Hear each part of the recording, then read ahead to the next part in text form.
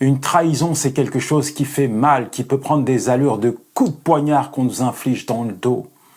Et ça nous fait tellement souffrir lorsque cette trahison vient d'un proche, d'un ami que nous estimons. David dira dans le psaume 55, versets 12 à 15, « Ce n'est pas un adversaire qui s'élève contre moi, je l'ignorerai, mais c'est toi que j'estimais, toi mon confident, en qui j'avais toute confiance, mon ami. Ensemble nous étions comme des frères alors que nous allions à la maison de l'Éternel. Chacun d'entre nous sur la terre, nous allons expérimenter la douloureuse épreuve liée à la trahison.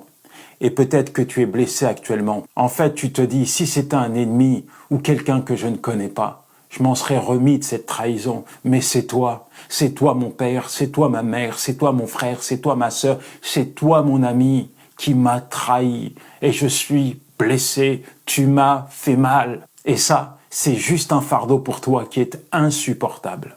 Personnellement, j'ai été trahi par mon père, j'ai été trahi par ma mère. Ils m'ont abandonné tous les deux à ma naissance. Plus tard, il y avait comme un déséquilibre psychique en moi. En fait, j'ai reproduit ce que mes parents avaient fait avec moi. J'étais quelqu'un de blessé et un blessé blesse, une victime fait des victimes. Et malheureusement, ce sont mes enfants qui ont subi cela. Je ne pouvais pas tenir mes engagements, je ne pouvais pas tenir mes promesses, je les trahissais par mes mots et mon attitude. Et le paradoxe de tout ça, c'est que je ne m'en rendais même pas compte. Parce que pour moi, c'était normal. En fait, j'avais construit ma propre personne sur ces valeurs qui étaient complètement erronées, complètement fausses. Heureusement que Dieu est intervenu et qu'il a changé la donne. Afin de me rééquilibrer, il m'a inculqué des valeurs saines qui, bien entendu, ont produit le bonheur et la stabilité au sein de ma famille.